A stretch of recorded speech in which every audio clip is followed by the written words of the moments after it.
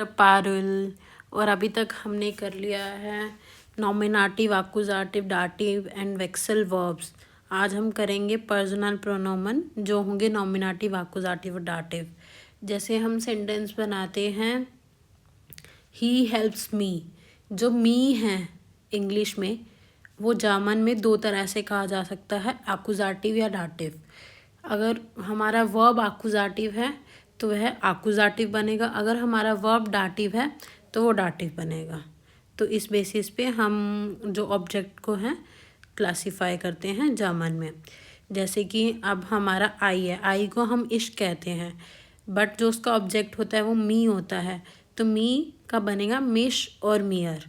ऐसे ही यू का do dish dear, ही का एर इन ईम, शी का जी ईयर, एस इट का एस ईम, वी का वियर उन्स, योर का ईयर ओएश, दे का जी इनन।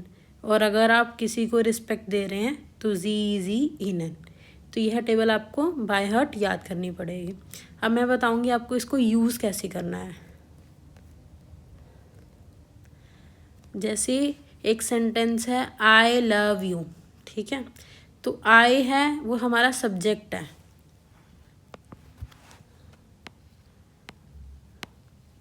तो सब्जेक्ट हमेशा नॉमिनेटिव बनेगा।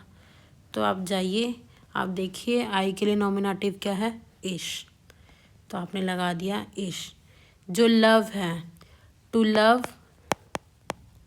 होता है लिबन इन जर्मन। यह एक एक्यूजेटिव वर्ब है। जो वर्ब्स की लिस्ट है, एक्यूजेटिव, डाटिव और वेक्सल। डाटिव और वेक्सल हम मेरे शॉर्ट्स में शेयर किए हैं, आप वहाँ पे जाके देख सकते हैं।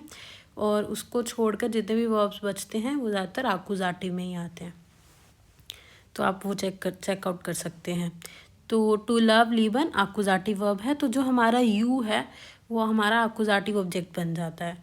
अब हम जाएंगे टेबल पे, अब हम देखेंगे कि यू के लिए हमारा एक्यूजेटिव क्या है, डिश। तो ये आ गया इश लिबर डिश। तो अगर आपको किसी को आई लव यू कहना है तो आप जर्मन में कहेंगे इश लिबर डिश, ठीक है। तो उसके बाद है यू हेल्प मी। इसमें जो हमारा सब्जेक्ट है वो है यू, तो यू हो गया हमारा नॉमिनेटिव। तो यू के लिए जाके चेक कीजिए, डू। देखिए यू आप देखेंगे इसमें कि यू एक फॉर्मल है, एक इनफॉर्मल है, बट हम नॉर्मली ज़्यादातर बात करते हैं इनफॉर्मली, किसी से भी तुम करके बात करते हैं। जो फॉर्मली होती है वो हम सिर्फ स्पेसिफिक लोगों के लिए, जैसे हम किसी कंपनी में अप्लाई कर रहे हैं वहाँ पर हम फॉर्मल वाला जी यूज़ करते हैं, नहीं तो ज़्यादातर केसेस में हम डू ही यूज़ करेंगे। तो फिर ये आ गया, यू के लिए आ गया डू। हेल्फन, जो हमारा हेल्फन है यह है हमारा टू हेल्प, यह है हमारा एक डाटिव वर्ब है। तो हमें यह याद रखना है कि यह हमारा डाटिव वर्ब है।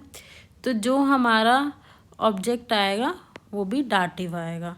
अब हमें देखना है कि जो मी है, मी को हम दो तरीके से लिख सकते हैं, एक्यूजेटिव और डाटिव। डाटिव में मी को कहते हैं मियर, तो आ गया डू हेल्प्स मियर। अगर आपको यह कॉन्जुगेशन समझ में नहीं आ रही है कि यहाँ पे हेल्प्स कैसे आया, तो आप मेरी पुरानी वीडियोस देखिए जिसमें मैंने बता रखा है कि हमें कॉन्जुगेशन कैसे करनी है।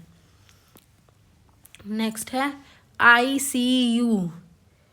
तो जो हमारा आई है ये सब्जेक्ट है, ये हमने ऊपर भी देखा था। तो आई के लिए इश आ गया। जो जेहन है वो हमारा एक्यूजेटिव वर्ब है, तो इसका हो गया जेहा, और यू का हो गया हमारा एक्यूजेटिव ऑब्जेक्ट है क्योंकि ये एक्यूजेटिव वर्ब है, तो डू का आ गया डिश। सेम है ही आंसर्स यू। तो जो ही हो गया हमारा सब्जेक्ट, ही के लिए हम नॉमिनेटिव में देखेंगे तो एर आ जाएगा, सी एर है ही के लिए। और उसके बाद आंसर्स हमारा होता है आंट वॉटन, to answer, it's a pure dative verb, हमें डाटिव वर्ब है ये, तो ये हमारा डाटिव ऑब्जेक्ट हो गया, तो यू के लिए दियर आ गया। ये काफ़ी इजी कंसेप्ट है, बट आपको थोड़ा ध्यान से करना पड़ेगा। प्लीज़ आप मेरे चैनल को फॉलो कीजिए, सब्सक्राइब कीजिए। Thank you.